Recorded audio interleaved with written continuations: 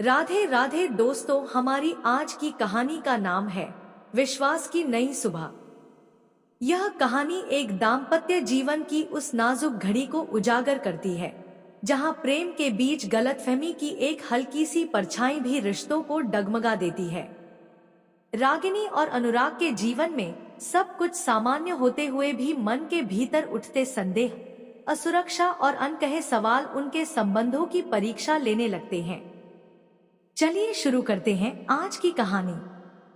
बेटे शिवम के जन्मदिन की शॉपिंग कर केक और मिठाई का ऑर्डर देने रागिनी शहर की नामी दुकान में घुसी तो अनुराग को एक सुंदर लड़की के साथ हंस कर कॉफी पीते देखकर चौंक गई।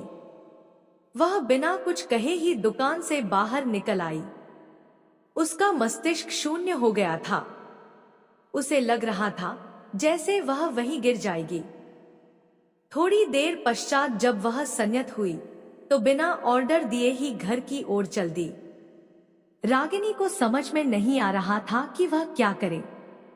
कुछ दिनों से वह अनुराग के व्यवहार में परिवर्तन आता तो देख रही थी। देर से घर आना तथा पूछने पर उखड़ जाना, जरा सी बात पर क्रोधित होना। उसने कभी भी उसकी इन सब बातों को गंभीरता से नहीं लिया था। ऐसा नहीं था कि उसे उसकी ऐसी हरकतों पर क्रोध नहीं आता था, लेकिन सदा उसका संकोची सहनशील स्वभाव जो उसे विरासत में मिला था उसे आक्रामक होने से रोक देता था। वह घर की सुख शांति को भंग नहीं करना चाहती थी और न ही बच्चों के सामने वह स्वयं की या अनुराग की सम्मानीय छवि को धूमिल करना चाहती थी। कभी कभी उसे लगता था कि ऑफिस के अत्यधिक कार्यभार ने अनुराग को चिड़चिड़ा बना दिया है, लेकिन आज उस लड़की के साथ हंस कर बातें करना उसे मर्माहत कर गया था।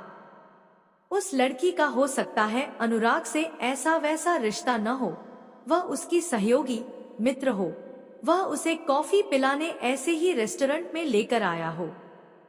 लेकिन एक लड़की सिर्फ कॉफी पर किसी परपुरुष के साथ क्यों आएगी? रागिनी ने सोचा। यह सोच सोच कर उसे स्वयं पर क्रोध आने लगा कि वह उल्टे पांव ही क्यों लौट आई। उसने अगर उनसे उसी समय उस लड़की का परिचय प्राप्त कर लिया होता तो वह अनबुझ पहेली में उलझी न रहती। किंतु यदि वह अचानक उनके सामने जाकर खड़ी हो जाती और कुछ पूछती तो हो सकता है कि अनुराग उसकी पूछताछ से उत्तेजित होकर या घबराकर कुछ ऐसा वैसा कह देता और वहां तमाशा बनने में देर नहीं लगती। वैसे भी कोई कार्य बिना सोचे समझे करने में सदैव असफलता ही हाथ लगती है। इस विचार ने उसे थोड़ा सा धैर्य दिया। ऑटो के रुकने के साथ ही रागिनी की विचार श्रृंखला को लगाम मिली। बच्चे तुरंत आकर उसके हाथों से सारा सामान ऐसे ले लेने लगे मानो वे उसके आने का ही बेसब्री से इंतजार कर रहे हों। बच्चों को कुछ याद रहे या न रहे, लेकिन अपने जन्मदिन का उन्हें बेसब्री से इंतजार रहता है। वह उनकी उत्सुकता समझती थी। उन दोनों को नए कपड़े बनवाने के साथ साथ वह उस दिन उनके कुछ अभिन्न मित्रों को बुलाकर एक छोटी सी पार्टी का आयोजन करती रही थी, लेकिन इस घटना ने उसे विचलित कर दिया था। उसे चिंता में देखकर नन्ही सीमा ने पूछा, क्या बात है मम्मा? आपकी तबीयत ठीक नहीं है? तबीयत तो ठीक है बेटा, बस ऐसे ही थोड़ा थक गई हूँ, कहते हुए वह आंखें बंद करके बैठ गई। उस मासूम बच्ची से आखिर कहती भी तो क्या कहती? कहीं उस सुंदर लड़की के लिए अनुराग ने उसे छोड़ दिया तो? अचानक रागिनी असुरक्षा की भावना से भर उठी। वह अत्यंत सुंदरी तो नहीं थी, लेकिन उसके साधारण रूपरंग में आकर्षण अवश्य था, जिसे उसने कभी महसूस भी किया था। पर सदा से ही तड़क भड़क एवं दिखावे की संस्कृति से दूर रहने की मानसिकता के कारण उसकी सारी दुनिया, इच्छाएं, आकांक्षाएं घर की परिधि के अंदर, विशेषकर बच्चों के इर्द गिर्द सिमट कर रह गई थी। इसका उसे कभी भी अफसोस नहीं रहा था, क्योंकि उसके अनुसार बच्चों का जीवन बनाने के लिए इंसान को कुछ तो त्याग करना ही होगा। लेकिन बच्चों का जीवन संभालने की धुन में वह घर के अत्यंत ही महत्वपूर्ण सदस्य की उपेक्षा करने लगी है। इसका उसे कभी भान ही नहीं हुआ था। पिछली कुछ घटनाएं उसके मस्तिष्क में चलचित्र की भांति मंडराई तो उसे अनुराग की बजाय स्वयं में ही दोष नजर आने लगा। कभी ऑफिस से आकर अनुराग उसे कहीं घूमने, पिक्चर देखने या किसी मित्र के घर चलने के लिए कहता तो वह बच्चों को होमवर्क कराना है, अभी सीमा को डांस क्लास लेकर जाना है, शिवम अभी तक जिम से नहीं लौटा, स्कूल से आकर उसने ढंग से नाश्ता भी नहीं किया, या ऐसा ही अन्य कोई बहाना बनाकर अनुराग के आग्रह को टाल जाती थी। पता नहीं क्यों उसे बचपन से ही सैर सपाटा या कपड़े गहनों का कोई शौक नहीं रहा था। साड़ी भी वह जो सुबह नहा धोकर पहन लेती उसी को पूरे दिन पहनकर रह जाती थी। उसे याद आया कि उसकी इस आदत पर कभी कभी अनुराग चिढ़कर कहता, तुम्हारे साथ बैठूं तो ऐसा महसूस होता है कि मसालों के डिब्बे के बीच में बैठा हूं। इतनी साड़ियां अलमारी में बंद पड़ी हैं, पता नहीं किस दिन काम आएंगी। अनुराग को सदा से ही अच्छे अच्छे कपड़े पहनने का शौक था। वह जब भी कहीं टूर पर जाता तो उसके लिए साड़ी अवश्य लाता था। उसकी अलमारी हर जगह की साड़ियों से भरी है, patola, Kanjeevaram, Banarasi silk, Dhakai, silk satin, Baluchari इत्यादि। न जाने क्यों उसे कहीं जाने तथा कपड़े बदलने में अत्यंत ही आलस आता था। उसे कपड़ों में पैसा लगाना व्यर्थ लगता था। यही कारण था कि अनुराग की फिजूल खर्ची पर अंकुश लगाते हुए वह ऐसे अवसरों पर अक्सर बिगड़कर कहती, क्या आवश्यकता थी साड़ी लाने की, अभी मकान की किस्त भरनी है, शिवम के स्कूल की बस पिकनिक जा रही है, वह भी जाने की जिद कर रहा है, उसके लिए भी पैसे चाहिए, सीमा गिटार सीखना चाहती है, उसकी फीस देनी है, साड़ियां तो मेरे पास वैसे ही इतनी हैं कि पहन ही नहीं पाती हूँ। उसकी बातें सुनकर अनुराग आश्चर्य से उसकी ओर देखता रह जाता। उसने तो अपने इष्टमित्रों से सुना था कि स्त्रियों के मन को जीतना हो तो साड़ी या गहना उपहार में दे दो, लेकिन यह तो न जाने किस मिट्टी की बनी है, उपहार प्राप्त कर भी खुश नहीं होती। हर बार उससे प्राप्त नई साड़ी को देखकर ऐसे ही बहसों का अंतहीन सिलसिला प्रारंभ हो जाता था। अंततः उसने उसके लिए साड़ी या अन्य कोई उपहार लाना ही बंद कर दिया था। बाजार भी रागिनी को अनुराग के साथ जाना अच्छा नहीं लगता था, क्योंकि उसके साथ जाने से न तो वह मोलभाव कर पाती थी और न ही कई दुकानें देखकर सामान का चयन करना संभव हो पाता था। अतः वह दिन में ही अपनी सुविधा अनुसार कभी अकेले तो कभी किसी सहेली के साथ शॉपिंग करने चली जाती थी। एक तरह से वह घर की छोटी छोटी वस्तुओं की खरीदारी के लिए अनुराग को परेशान नहीं करना चाहती थी, लेकिन कभी कभी उसने महसूस किया था कि अनुराग को उसका ऐसे अकेले जाना भी अच्छा नहीं लगता था, क्योंकि अक्सर ही वह उसके द्वारा लाए सामान में कुछ न कुछ कमी निकाल ही देता था, या अपने लिए लाई वस्तुओं को देखकर झुंझलाकर कहता, तुम अपनी और बच्चों की शॉपिंग ही किया करो, हरे नीले पीले रंग के कपड़े पहनाकर मुझे जोकर मत बनाओ। उसने उसकी बातों को कभी गंभीरता से नहीं लिया था। उसने कहीं पढ़ा था कि स्त्री और पुरुष एक ही गाड़ी के दो पहिए होते हैं, दोनों में सामंजस्य स्थापित होने पर ही जीवन रूपी गाड़ी सुचारू रूप से चल पाती है।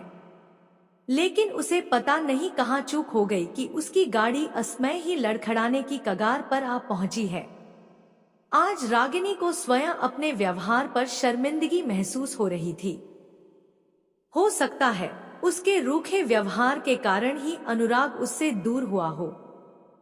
वह यह क्यों भूल गई थी कि आज का पुरुष अपनी अर्धांगिनी को सिर्फ सुगृहिणी के रूप में ही नहीं, बल्कि सर्वगुण संपन्न संगिनी के रूप में प्राप्त कर अधिक गौरवान्वित महसूस करता है, जो उसके साथ कदम से कदम मिलाकर चले तथा सभा सोसाइटी में राजनीतिक, सामाजिक, आर्थिक मुद्दों पर अपनी बेबाक एवं निष्पक्ष राय प्रस्तुत कर सके।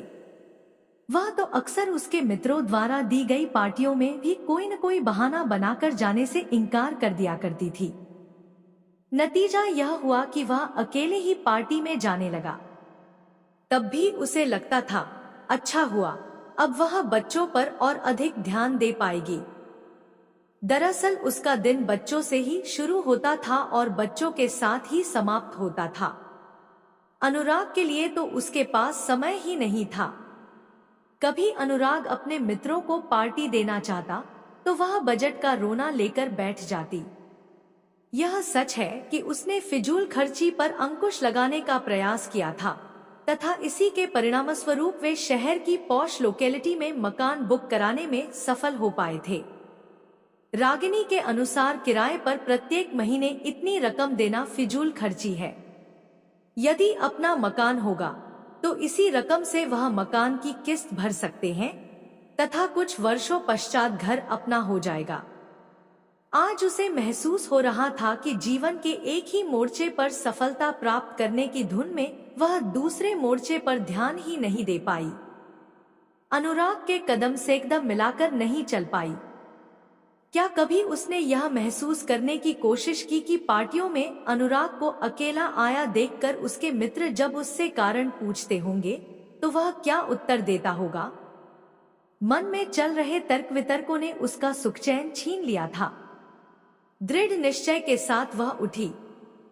उसने बच्चों को आवाज लगाते हुए कहा, बच्चों, जिस जिस को तुम बुलाना चाहते हो एक लिस्ट बनाकर मुझे बता दो जिससे मैं प्लानिंग कर सकूं। रागिनी ने पीले रंग की कलश लगी तांत की साड़ी पहनी, हल्का मेकअप किया, लंबे घने बालों को करीने से संवारकर हल्का सा जूड़ा बनाकर उसने पीले रंग का गुलाब बाग से तोड़कर बालों में लगा लिया। शीशे में स्वयं को निहारा तो कुछ क्षणों के लिए वह स्वयं के लिए ही अपरिचित हो उठी। अचानक रागिनी को अपनी बुआ की कही बात याद आ गई जब वह कई वर्षों पश्चात अमेरिका से उनसे मिलने भारत आई थी। उसकी सुडौल काया तथा बड़ी बड़ी कजरारी आंखों को देखकर उन्होंने माँ से कहा था, भाभी, तुम्हारी बन्नो है तो सावली, लेकिन सावले रंग में भी क्या गजब की कशिश है। ऐसी कशिश पश्चिमी देशों के गोरे रंग में कहाँ। आज समझ में आया कि वहाँ के भारतीय नौजवान बीवी भारतीय ही क्यों चाहते हैं। कोई राजकुमार आकर यूं ही तुमसे इसका हाथ मांग ले जाएगा।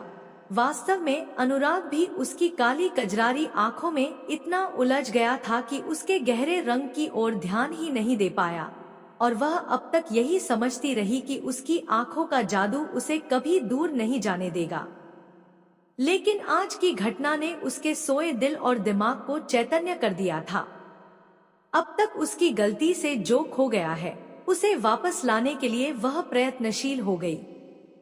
रागिनी ने दिन भर के तनाव से स्वयं को मुक्त किया तथा अनुराग की पसंद के प्याज के पकोड़े बनाने की तैयारी करने लगी।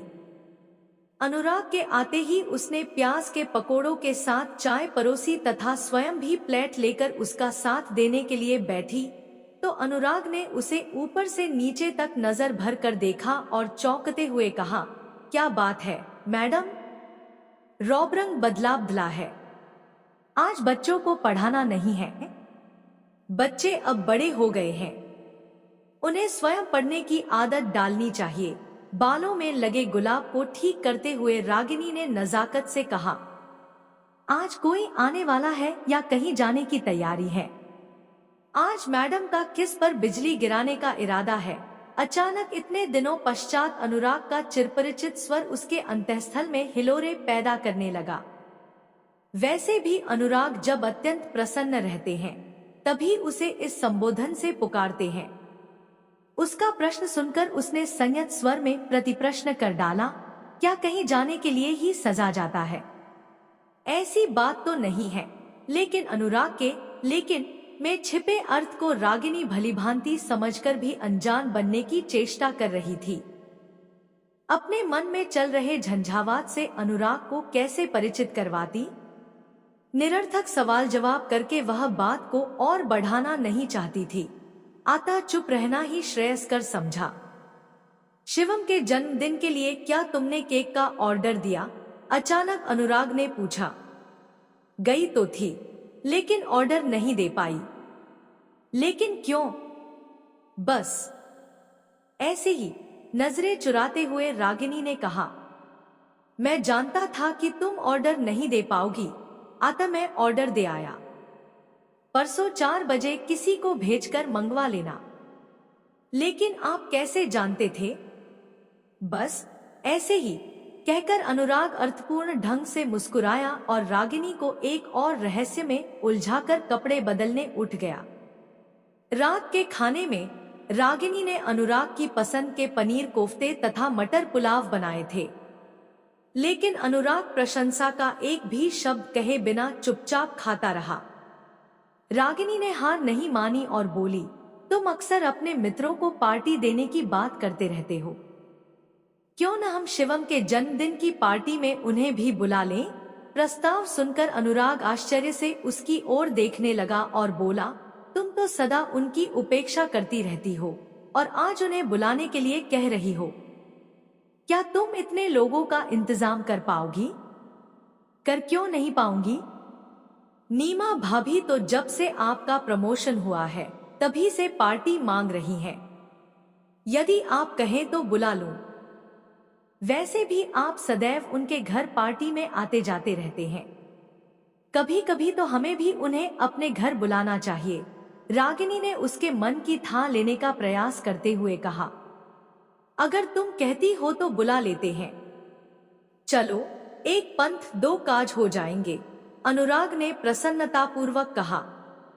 जितने भी परिवारों को बुलाना हो आप मुझे बता दीजिएगा, जिससे मैं तैयारी कर सकूं।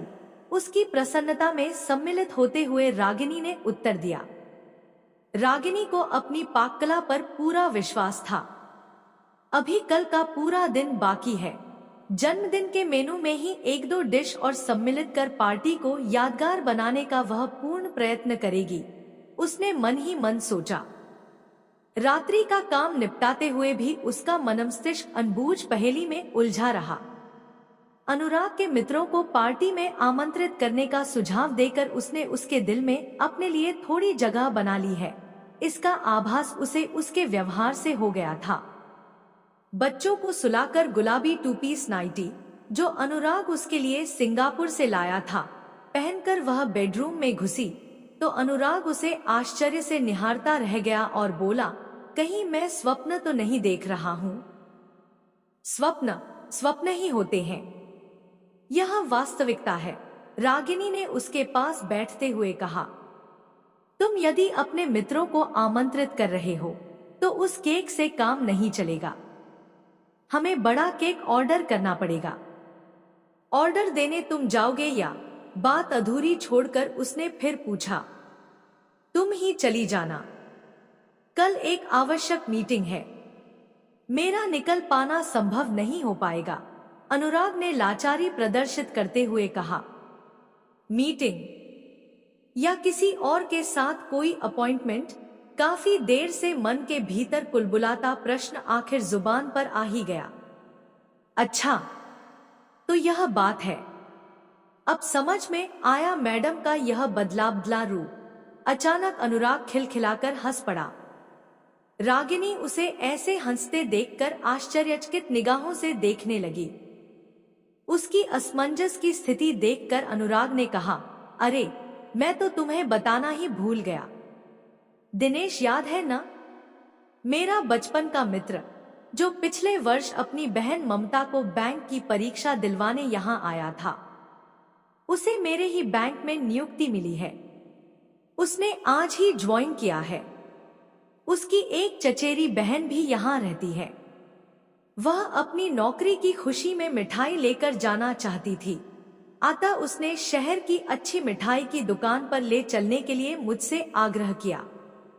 मैं उसे मिठाई दिलवाने उसी दुकान पर ले गया था। जब तक मिठाई पैक हो रही थी, हमने कॉफी का ऑर्डर दे दिया। आपने मना क्यों कर दिया? मैं भी उससे मिल लेती, रागिनी ने रूठने का अभिनय करते हुए कहा। मैं इस स्थिति का फायदा उठाना चाहता था। मैं जानता था कि कोई भी स्त्री अपने प्रिय के जीवन में आई दूसरी स्त्री को सहन नहीं कर सकती।